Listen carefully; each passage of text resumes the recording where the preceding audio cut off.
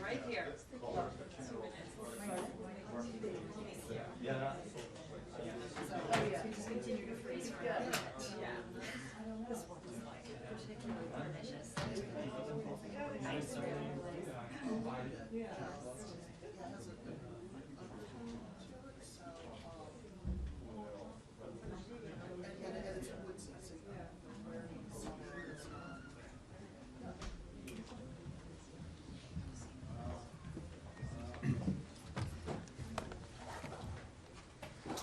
Good afternoon, everyone. Sorry to be late. And I have a few things to start with, so I hope you'll bear with me for a moment. Starting with starting with quite all right. Please continue. Starting with travel, Secretary Blinken will depart tonight for Vienna, Austria, where he will serve as head of delegation for the United States during the high-level segment of the 67th session of the United Nations Commission on Narcotic Drugs. The Secretary will be working to build on the momentum of the global coalition to address synthetic drug threats that he launched last summer, and which now has 149 countries and 14 international organizations participating. This administration has made it a top priority to address the fentanyl and synthetic drug crisis, and this will be the first time a U.S. Secretary of State has attended a meeting of the Commission on Narcotic Drugs. While there, the Secretary will emphasize that illicitly manufactured synthetic drugs and their precursors pose a threat not just to the United States, but to all nations. He will look to secure concrete commitments from countries to take domestic, regional, and international action to address synthetic drugs and their precursors, which are fueling the public health crisis both in communities across the United States and around the globe. Secretary Blinken will also meet with Austrian Chancellor Karl Nehammer and Foreign Minister Alexander Schallenberg during his time in Austria to reinforce our strong bilateral relationship. We are working together with the government of Austria to meet humanitarian needs in Ukraine and ensure the integrity of EU-Russia sanctions. The Secretary will then travel to Seoul to participate in the third Summit for Democracy led by the Republic of Korea. The summit will demonstrate how democracies continue to deliver for their citizens and organize to address the world's most pressing challenges. The Secretary will also meet with Foreign Minister Cho Tae-yul and other Korean officials to discuss a broad range of regional and global issues during his time in Seoul, underscoring the unwavering strength of the more than 70-year U.S. Republic of Korea alliance. From there, Secretary Blinken will travel to Manila to reaffirm our unwavering commitment to our Philippine allies. He will meet with President Ferdinand Marcos Jr. and Secretary of Foreign Affairs Enrique Manalo to discuss ways to advance economic prosperity, support clean and renewable energy development, and promote peace and stability in the South China Sea. The Secretary's visit will also underscore the importance of our strong bilateral ties, which for 75 years have been critical to advancing our shared vision for a free and open, connected, prosperous, secure, and resilient Indo-Pacific region. Now, turning to Israel and the West Bank. Extremist settler violence carried out with impunity in the West Bank has killed, injured, and threatened the livelihoods of countless Palestinian civilians. This violence risks destabilizing the West Bank and obstructs efforts to advance a pathway to peace and security for Israelis and Palestinians through a two-state solution. There is no justification for violence against civilians, no justification for forcing families from their homes. In February, President Biden issued an executive order giving the State Department new authorities to impose sanctions on those responsible for undermining peace, security, and stability in the West Bank, and the department imposed sanctions on 4 individuals. Today, we are imposing further targeted sanctions on 3 Israeli individuals involved in undermining stability in the West Bank. We have also designated 2 associated entities referred to as farms. These West Bank outposts are owned or controlled by designated individuals, have acted as a base from which to launch violent acts, and are illegal even under Israeli law. It is critical that Israel take additional action to stop settler violence and hold accountable those responsible for it, not just for the sake of the victims of this violence, but for Israel's own security and standing in the world. But as we have made clear, the United States will continue to take its own actions to hold accountable those engaging in extremist violence and threatening the peace, security, and stability of the West Bank. This includes through actions like those taken today, through the visa restriction policy announced by Secretary Blinken in December, under which the department has taken steps to impose visa restrictions on dozens of individuals. Finally, the United States condemns Russia's continuing efforts to undermine Ukraine's sovereignty, territorial integrity, and political independence through sham elections held in occupied Ukrainian territories. The United States does not and will never recognize the legitimacy or outcome of these sham elections held in sovereign Ukraine as part of Russia's presidential elections. To be clear, Luhansk, Donetsk, Zaporizhia, Kherson, and Crimea are Ukraine. The results of these Potemkin-style exercises will be dictated by Moscow and cannot reflect the free will of the citizens of Ukraine who are being compelled to vote in them. This spectacle only further demonstrates Russia's blatant disregard for its obligations under international law. The United States will continue to use all available tools to hold accountable those individuals responsible for actions that undermine the sovereignty, territorial integrity, or political independence of free countries, including those who serve as election observers for the Kremlin's sham elections in occupied parts of Ukraine. And with that, Matt. Right. Thanks. But sorry, that was so long. I only have time for 2 questions. Okay. Well, I'll put it all into one question. Decide. I'll start with the 75-year relationship with the Philippines. Are you including the period when the U.S. actually occupied and controlled the Philippines in that? I would have to go back and look at the exact history of that to give you a more precise answer. I'm sure you would. Okay, on Gaza. You have seen, I'm sure, Senator Schumer's comments. I know that you can't speak for the senator or any member of Congress. But is there a concern in the administration at all that these remarks are going to make it more difficult to deal with Prime Minister Netanyahu and his government? No, obviously Congress is an independent branch of government. I think the government of Israel understands quite well how the U.S. government works. They interact frequently, not just with members of the executive branch, but with members of Congress, including Senator Schumer, who has traveled to Israel a number of times over the years. And I'm sure that they fully understand that he speaks for himself.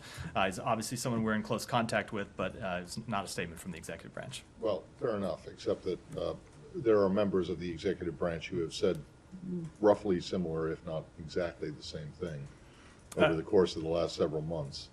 And so I think there is a suspicion out there that Senator Schumer was putting out publicly what had been being said privately. No, that is not the case.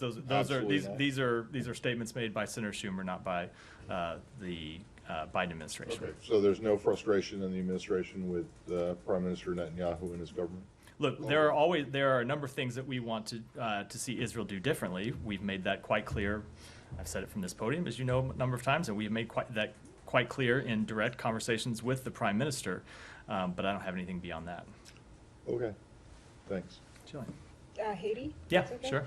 You told us Tuesday, Matt, that you did not have an estimate on Americans trapped on the ground inside the country. Wondering if you have any information now on Americans there. Also, if there's any plans to evacuate or otherwise help those who are.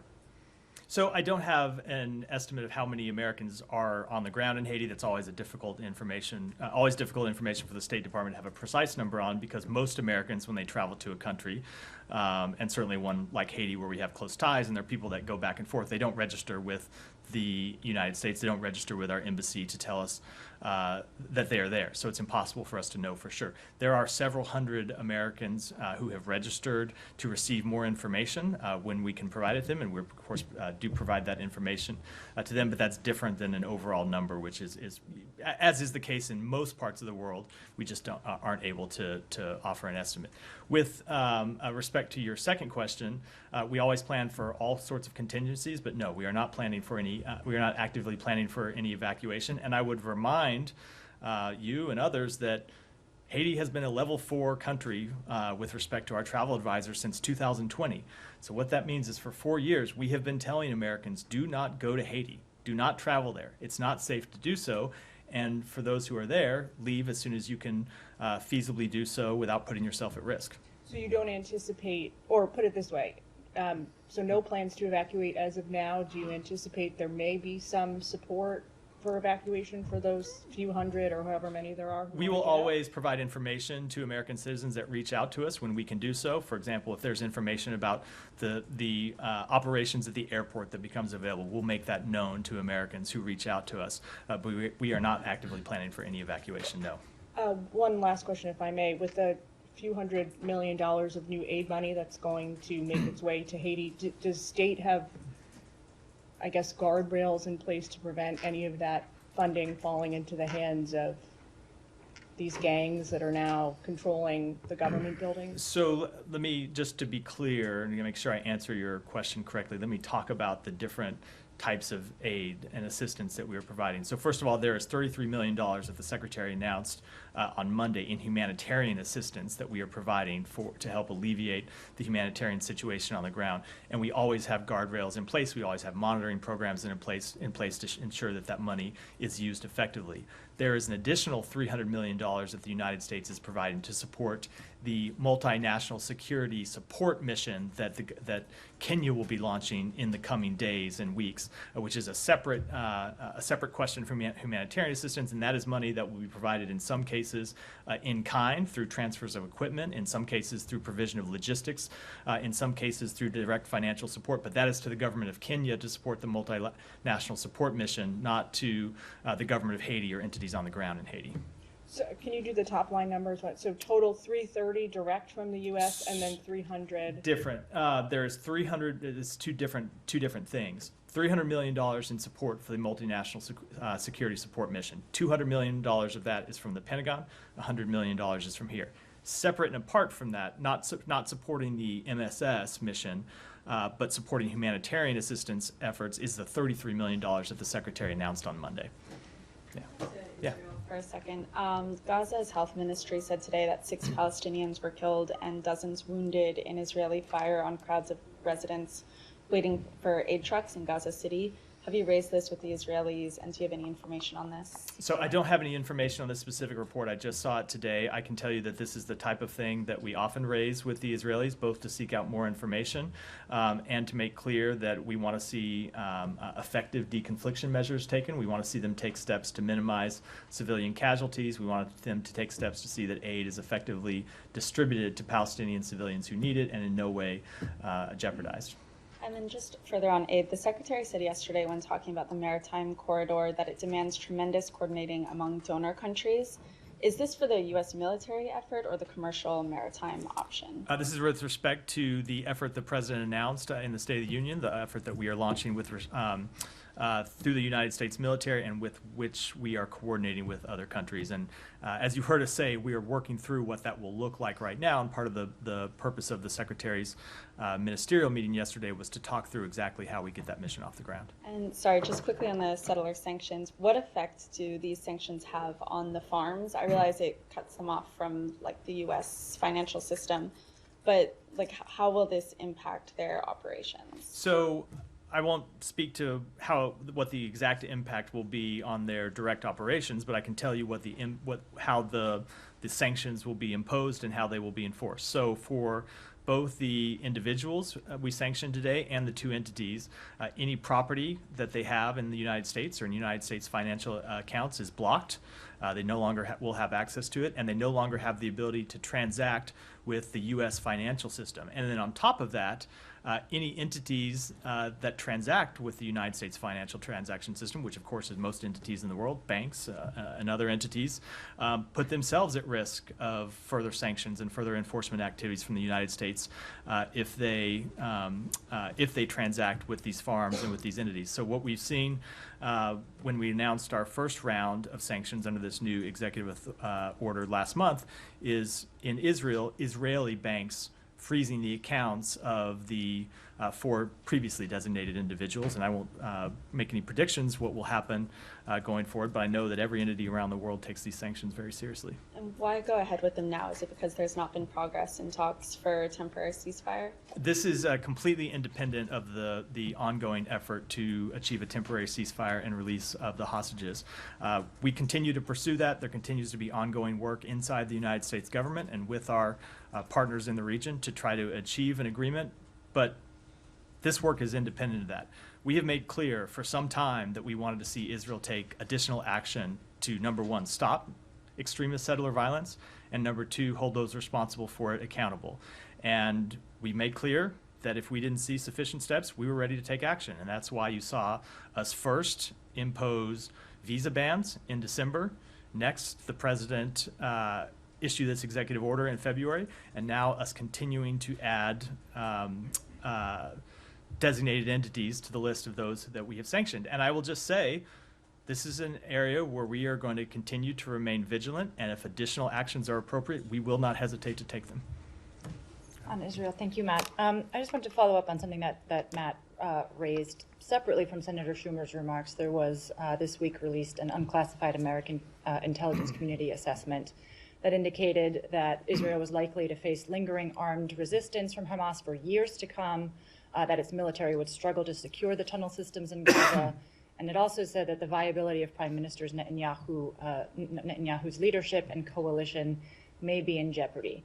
Do those assessments comport with this department's view of the situation? And if so, is the department going to reach for partners other than Netanyahu in its diplomatic efforts? So a few things about that. Number one, with respect to any assessment offered by the intelligence community, I'm going to defer to the intelligence community to speak to those. That's true here. It's true with respect to any other intelligence assessment that they offer publicly. I will say that we have always made clear to Israel that it is important that they have not just a short-term tactical plan or short-term plan to win the initial conflict, but that they have a long-term plan for dealing with the issues raised in this war, that they have a plan for governance in Gaza after the initial fighting stops, that they have a plan for security in Gaza after the fighting stops. Now, we have been working with Arab partners in the region to develop such a plan that would deal with security, that would deal with reconstruction, that would deal with a political path forward for the Palestinian people. And we have made it clear to Israel that these are incredibly important issues that they need to take seriously. And on the question of, first, let me just push you on the intelligence front, because the State Department has its own intelligence arm in INR. So did the assessment draw an objection from within this building? Was there a differing view from within this building? I'm not going to speak to internal intelligence matters. I never would do, and you shouldn't. Yeah, you should. I know, but you shouldn't read that anything into it other than that's just a blanket rule that I'm not going to talk to that. Obviously, we coordinate with others in the intelligence community, but this is an assessment offered initially by the DNI, and I'm not going to speak to the internal deliberations that went into it. So you won't address the Netanyahu's coalition being potentially in jeopardy assessment either? I just don't have any comment on it from here. Just as an additional, unnamed officials as a result of these assessments within Israel have accused the U.S. government of trying to oust the prime minister. Do you care to respond to those? So with respect to that, I would say that this is an intelligence community assessment, similar to assessments that the intelligence community offers from time to time, not about Israel, but about countries all around the world. It has nothing to do with trying to take a position in internal Israeli matters or take a position in internal Israeli politics. We do not have a position on that. Who leads the government of Israel is a matter for the Israeli public to decide, just as that is a matter for the residents of any country to decide with respect to the leadership of their country. We deal with the elected prime minister. We will always deal with the elected leadership of Israel. That will always be our policy. Okay, one last one on hostage talks, because you mentioned there was ongoing work. Is it the case that the stakeholders surrounding the talks are just waiting for a response from Hamas, or is there a revised offer being put on the table? I'm not going to get into any level of detail other than to say that there continues to be an offer on the table to Hamas, as you heard the secretary say when he was at this podium yesterday, that we think they should accept. Kylie, and welcome back. I know the secretary said it yesterday, but for you, welcome back. It's good to be here. Sorry to beat a dead horse, but I do have one more question on the Netanyahu remarks, specifically what Senate Majority Leader Chuck Schumer said. I understand that you're not going to, talk about if you guys coordinated or anything like that. The White House did say that they were given a heads up ahead of those remarks, but We did not coordinate. We were given a heads up, but we did not coordinate. okay. But he called for a new election in Israel. Can you just clearly say if the administration agrees that this is time for a new election or not That in is Israel? just not a position that we have taken. So you won't take a position either way as to if you agree with those remarks or not? No, they are remarks that he made, and as I said, Congress is an independent branch of government. But do you think that Prime Minister Netanyahu is in strong standing right now as the leader of Israel? I am not going to offer any type of assessment of that. He is the elected Prime Minister of Israel. Okay. Go. Yeah, Said, go ahead. Thank you, Matt. Very quickly on the Netanyahu, Chuck Schumer thing. I know, Congress is a separate entity and so on, but do you agree that Mr. Netanyahu is an obstacle to peace when it comes to the two-state solution, considering that he said that time and again? I, once again, am just not going to offer any independent assessments about the government of Israel. I think I've made that fairly clear. I will make clear what our positions are with respect to a two-state solution. We have made that very clear for some time, but with respect to assessments about the government of Israel, that's not something I'm going to do from this podium. All right. Now, Israel says it plans, it's been reported that Israel, in fact, it was reported by AP, that Israel plans to direct Palestinians out of Rafah ahead of anticipated offensive. I mean, is that really acceptable? I mean, are they a herd of cattle? You keep moving them north, south, and so on. You keep moving them from place to place. They're going to put them in, they call them human islands and so on. So, is that really acceptable to the government of the United States? So I saw the comments. What I have yet to see, and what our government has yet to see, is a plan from the government of Israel. So before I pass any sort of judgment, we are going to continue to do what we have said we would do, which is look for the government of Israel to provide a plan about how they would address the humanitarian situation in Rafah. Absent having seen such a plan and seeing that such a plan is credible and can be executed and implemented, that type of operation is not one that we could support, but while we saw the comments at a press conference, that's different from a plan, and we've yet to see a plan. Yeah. But in principle, I mean, the notion of moving people like this, keep moving them endlessly, I don't know for how long. Maybe this war will take another 6 months and so on. Is that something that's fine with you? Yes, with respect, I will wait to see. I will wait to see a plan. Let me ask you on UNRWA, if I may. Can I ask you on UNRWA? Of course. Okay. Yesterday it was struck, and the secretary mentioned that an UNRWA warehouse, whatever, it was struck, and one person was killed. Now, it has also been reported that Israel is planning, or has begun, in fact, to dismantle. I asked you about this a couple of days ago, to dismantle UNRWA, not only in Gaza, but also in the West Bank. Now, would the United States, come out and say, look, we will have whatever punishment fit the crime?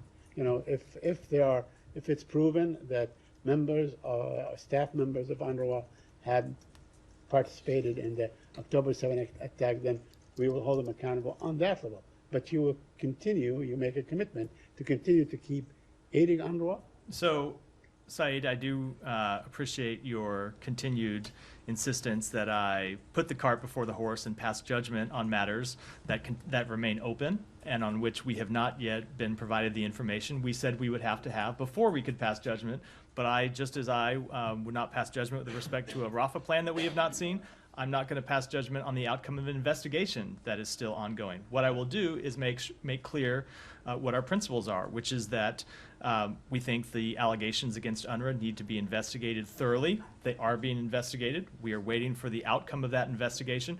But none of that changes the fact that right now, UNRWA plays a critical role on the ground in distributing humanitarian assistance to Palestinian civilians. And we will wait with respect to our funding decisions, the outcome of that investigation, before we make further ones. But you have been all along, since its creation, you have been the major supporter of UNRWA. UNRWA will probably be, find it difficult to continue without U.S. support.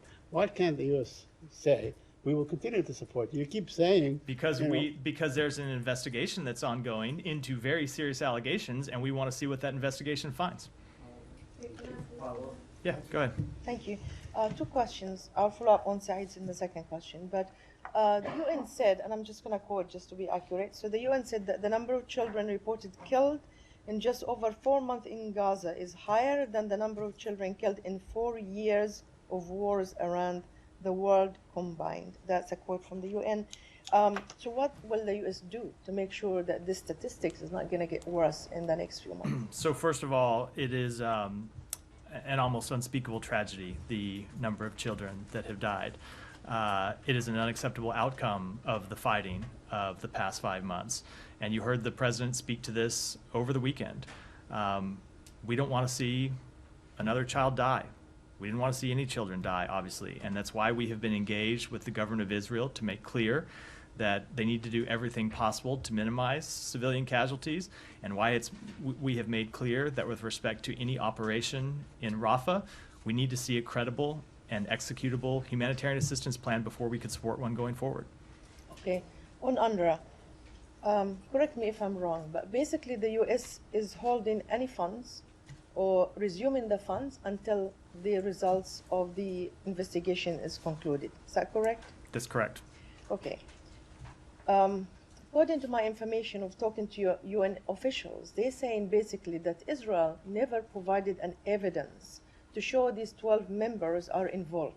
And therefore, as long as Israel does not provide this evidence, the investigation is still open and can be open for years to come.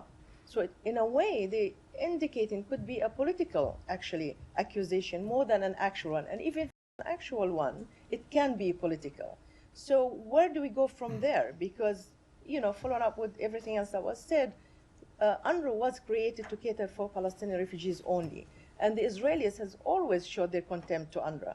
And now they're saying that 12 members were involved without giving any evidence. My understanding is they give only orally they convey the message, but no evidence. There's a few things about that. So, number one, I can't speak for the United Nations with respect to its investigation. Only they can do so, obviously.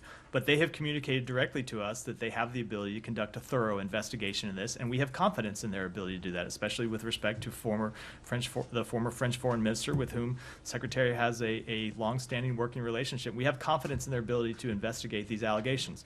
But second of all, and that maybe even more importantly, I think you have to remember why we made our decision to pause funding in the first place. It was not because of allegations that the government of Israel brought to us. We hadn't heard from the government of Israel about these allegations. It was about allegations that UNRWA brought to us. And when they brought us these allegations, they told us that they had investigated them and found them to be credible, and that's why they had taken action to fire the employees in question. So I don't know what your sources refer to with respect to the inability to get further information, but when we made our initial decision to pause funding, not a final decision, but initial, it was because UNRWA had come to us and told us they found these allegations to be credible, they had conducted an initial investigation, and they had taken action. So that seemed to be a pretty credible source. Not allegations from Israel, but UNRWA itself saying the allegations were serious enough to take action. But with respect to the ongoing investigation, we do have faith in their ability to get to the bottom of what happened. Sure, I really appreciate it. Just like finally, I really want to get to the bottom of this because, again, my understanding that UNRWA reported as a credible information just because a member state of the UN, which is Israel, reported it, not because they found a credible evidence. That is not. Because they are a member state and they have to investigate. That is not what was communicated to the United States when they first brought it to us. But let me just come back to a broader question, which is something Saeed said, which is the United States has been the largest funder of UNRWA since, I don't know if it's since the beginning, but certainly going back for decades, we have been the largest funder of UNRWA. We are the largest funder of humanitarian assistance to the Palestinian people. That commitment on behalf of the United States to continue funding humanitarian assistance remains. And you can count on it from this administration. And you don't just have to look at my words standing here at the podium. You don't just have to look at what Secretary Blinken said when he was here yesterday, but look at the budgets that President Biden has submitted to Congress. In the supplemental budget that is pending right now in Congress, we have requested billions of dollars in humanitarian assistance that would be used to deliver food and water and medicine to the Palestinian people, and that's because we believe it's important. In the budget that was request that was just submitted to Congress on Monday by this administration, we requested billions of dollars in humanitarian assistance to deliver items to the Palestinian people that they desperately need. So now, yes, there is a question with respect to UNRWA because of these allegations that UNRWA deemed credible and took action on, and because of the ongoing investigation. But when it comes to our commitment to providing humanitarian assistance to the Palestinian people, there should be no question because we have put our money where our mouth is. Alex, go ahead. Thank you, Matt. A couple of questions. I want to go back to your opening statement on Russian sham elections. You said. Yeah, let's stay in the region. Go ahead. Sorry, I want Okay. Alex. On the maritime corridor, Matthew, for how long will it be set in Gaza, and then will it help in evacuating Palestinians from Gaza, or its main goal is only to bring in aid to Gaza? So the primary purpose of this maritime mechanism is to deliver humanitarian assistance to the Palestinian people in Gaza. With respect to specific questions about how it will operate, what it will do, I would refer to the Department of Defense, which is the lead agency. It is a military, it is intended as a military mechanism at this time, being operated by the military to deliver humanitarian assistance. We are playing a diplomatic role in helping get it off the ground and secure support from allies and partners, but with respect to its specific operations, I would defer to the Pentagon. And secondly, on reports that the Palestinian president intends to appoint his economic advisor, Mohammed Mustafa, to the post of prime minister. Do you support such an appointment? I don't have any comment on those reports. We have not seen them take an official action, so I wouldn't comment on speculative reports. And I have one more question on Iran, but maybe after. We'll finish up Israel, and then we can do the broader region. Go ahead. If this is Israel related. Yeah, you.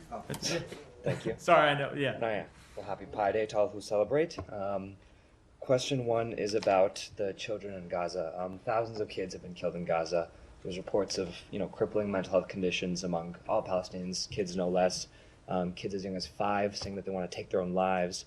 If a child in Gaza is still alive at this point, their development education has been interrupted, their homes destroyed, their families and friends killed. So I'm wondering how the U.S.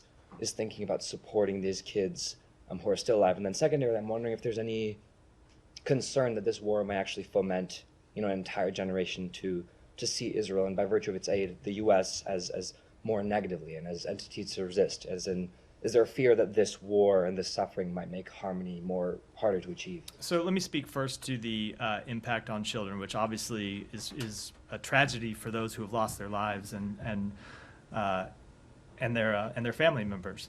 And I'm sure it will have dramatic impacts to those who do survive this war.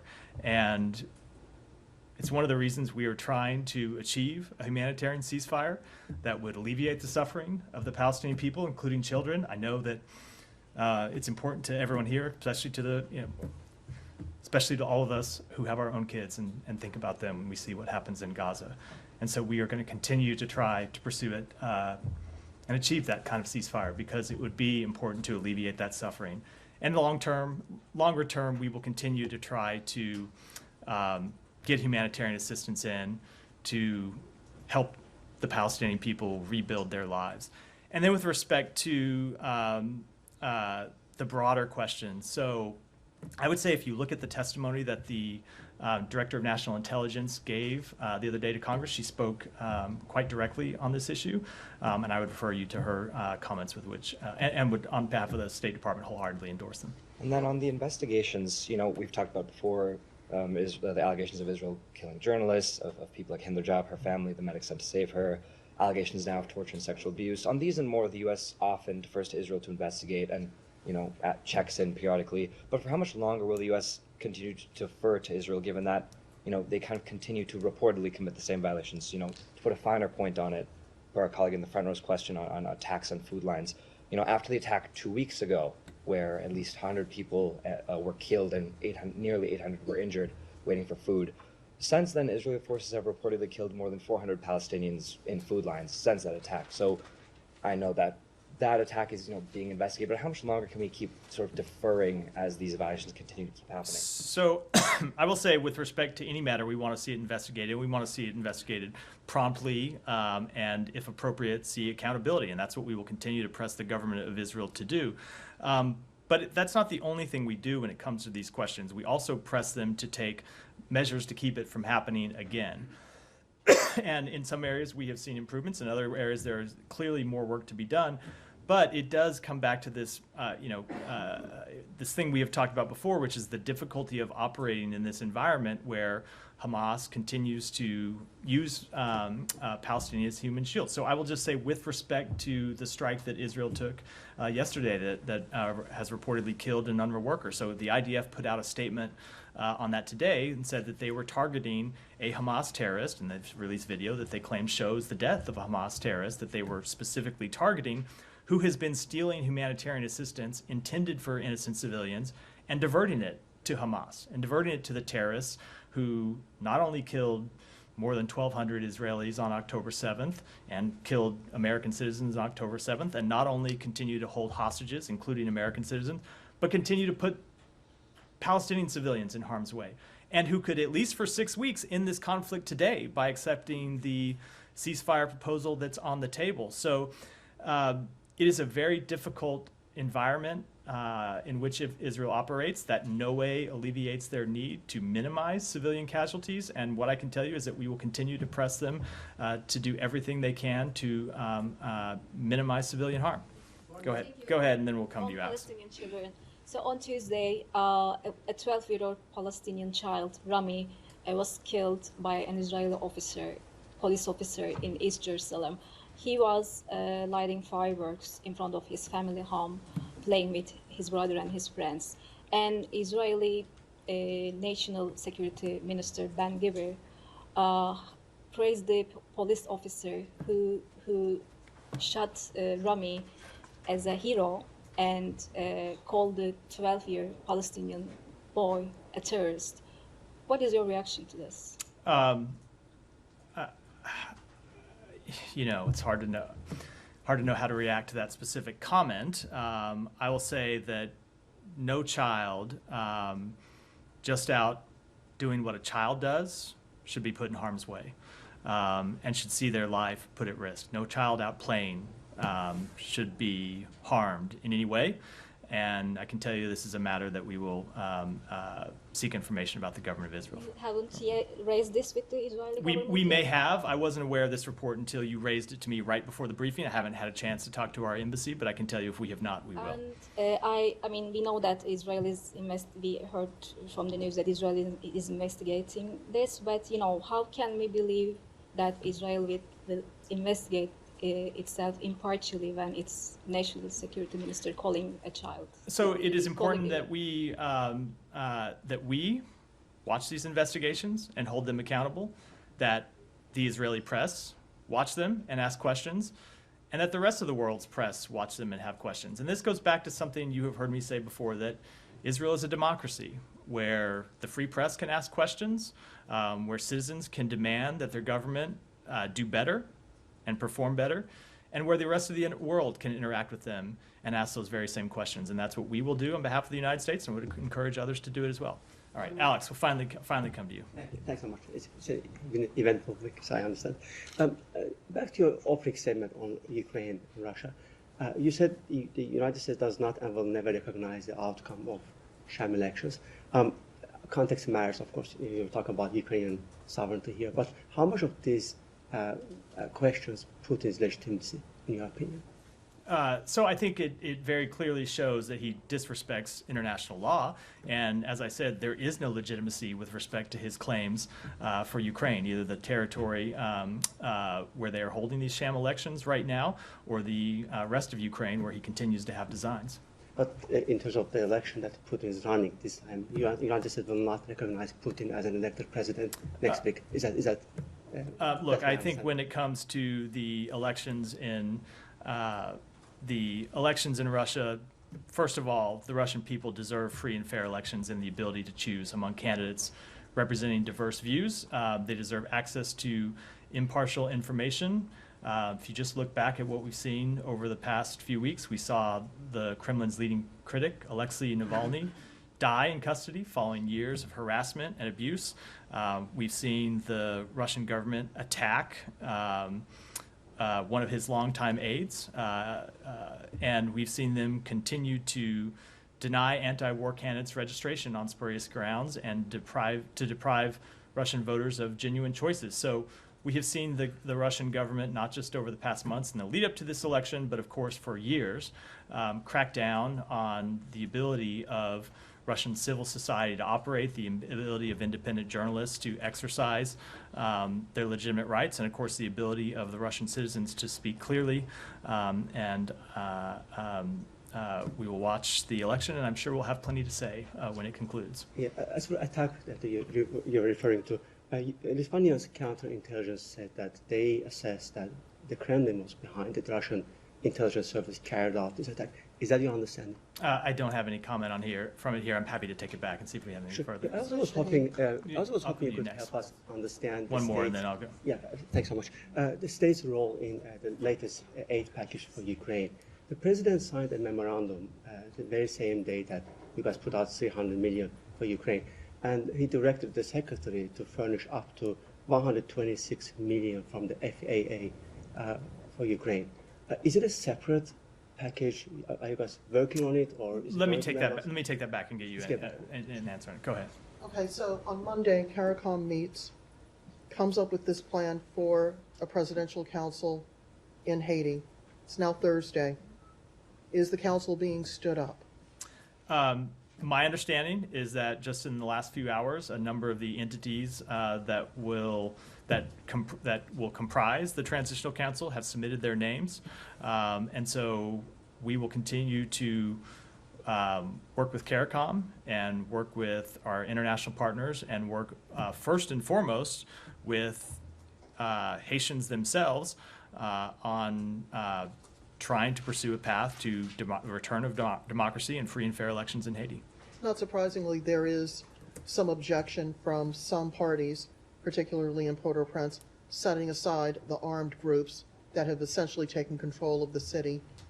What efforts is the United States taking on to try to get people to buy into this transitional process?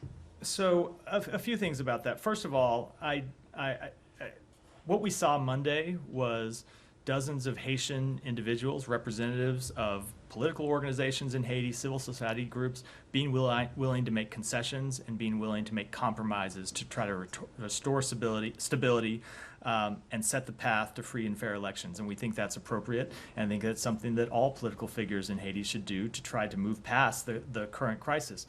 But with respect to your question about what the United States is trying to do, I think it is a mistake. I'm not trying to quibble with you. It's a mistake to look at this as what the United States will do, because ultimately this is a matter for the Haitian people to decide, and the Haitian people and Haitian leaders need to be front and center in making decisions about their country. What we will do is work with Haitian leaders and work with CARICOM leaders and work with our other international partners to do everything we can to offer support for Haitians in making those concessions and trying to get on the path to democracy.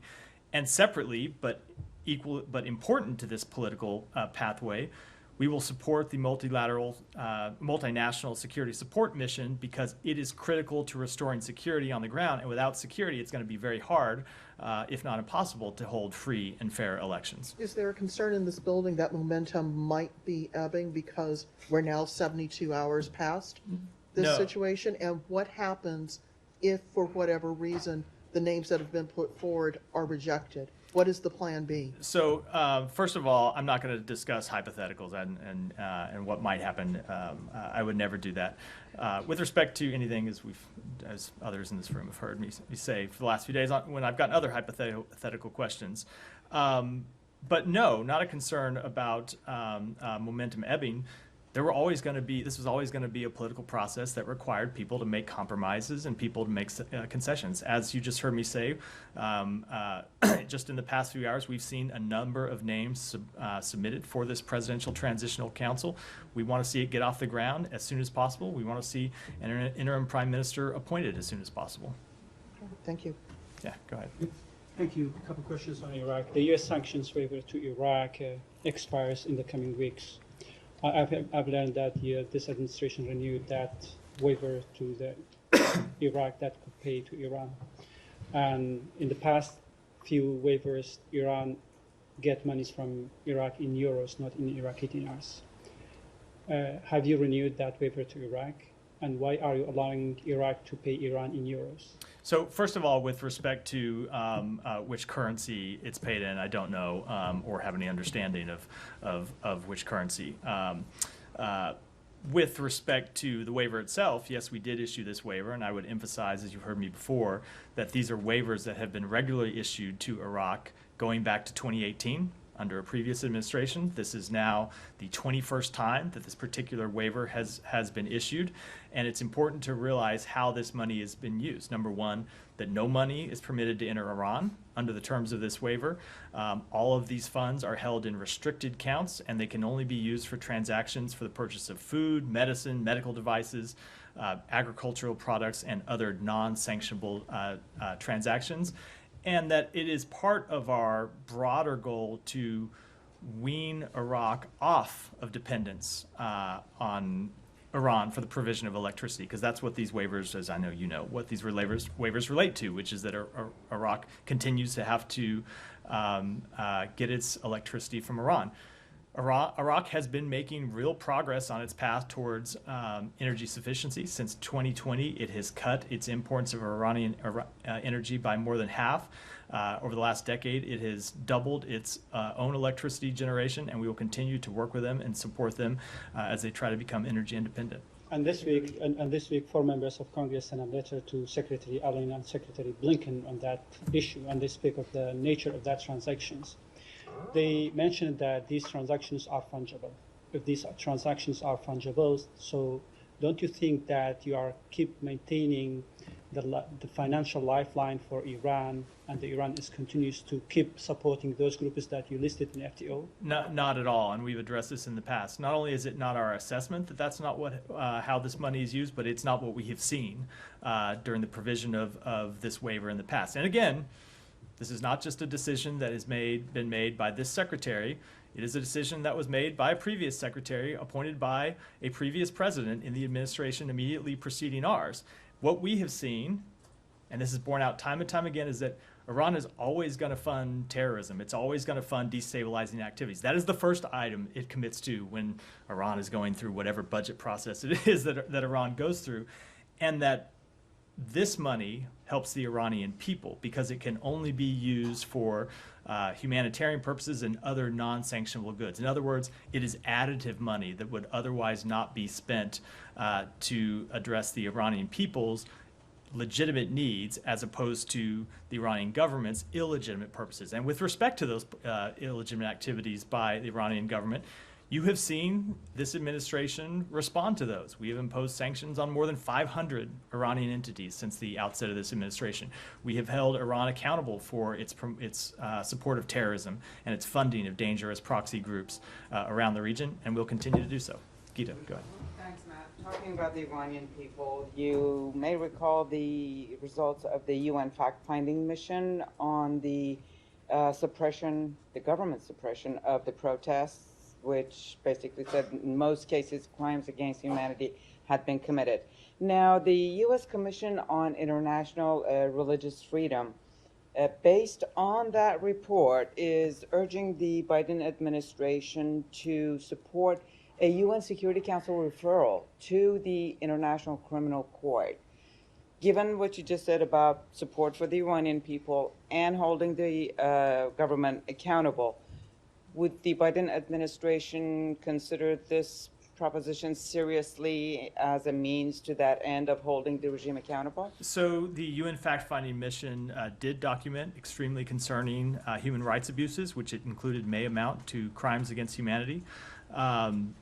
We strongly support the resolution under consideration at the UN Human Rights Council that renews mandates for the fact-finding mission and the special rapporteur on human rights in Iran for another year. And with respect to the other question, I don't have anything to announce today. Okay. Another, somewhat in the same light, the Iranian government has also been persecuting athletes. Now, with the upcoming Olympics in Paris, Senator Marsha Blackburn has written to the International Olympic Committee and asked not to allow the Iranian team in. Any comments on that? Do you think that's another way of possibly holding the Iranian regime accountable? So we certainly agree that Iran's ongoing human rights abuses are horrific. As I just said, we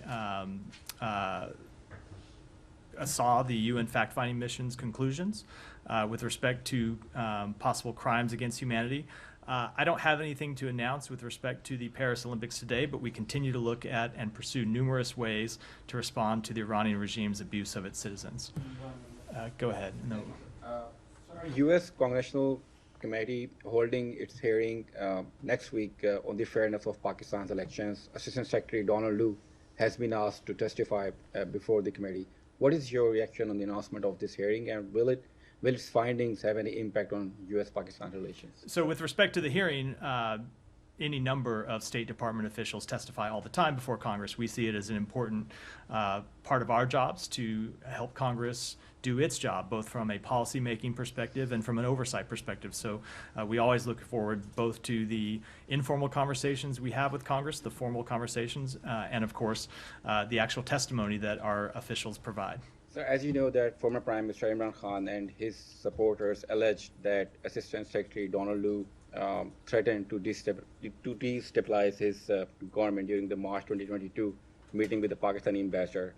And according to media reports, after his allegations, Imran Khan's allegations, few members of his party sent some threatening messages to Mr. Donald Lu.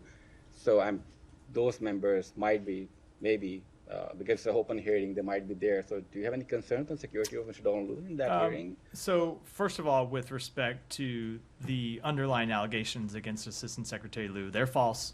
They've always been false. You've heard me say that more than once, more than twice, more than 10 times probably. Of course, we take any threats towards U.S. officials seriously and condemn any effort to threaten the safety and security of our diplomats. So one last question. Yeah, go ahead. Thank you, sir. Sir, India has implemented a controversial citizenship law that has been widely criticized for excluding Muslims. Establishes a religious test for migrants from every major South Asian faith other than Islam. So do you have any comments on this in relation to discussion about religious freedom? So we are concerned about the notification of the Citizenship Amendment Act on March 11. We are closely monitoring this act, how this act will be implemented. Respect for religious freedom and equal treatment under the law for all communities are fundamental democratic principles. Daphne, and then we'll stop for the day. Wrap for the Can I day. just get back to the waiver quickly? It's the waiver allowing Iraq to pay Iran for electricity, right? It's a simplification of it, but it is the way it works. Iraq has been importing electricity from Iran. It doesn't pay Iran directly for that electricity. It deposits money into these restricted accounts, and then when we issue these waivers, it allows the money in those accounts to be used for humanitarian and other non-sanctionable purposes. But the money itself doesn't actually move from Iraq to Iran. Right, and then was it issued for another 120 days? Yes, it's a standard period. Thank you. All right, thanks everyone. Thank you.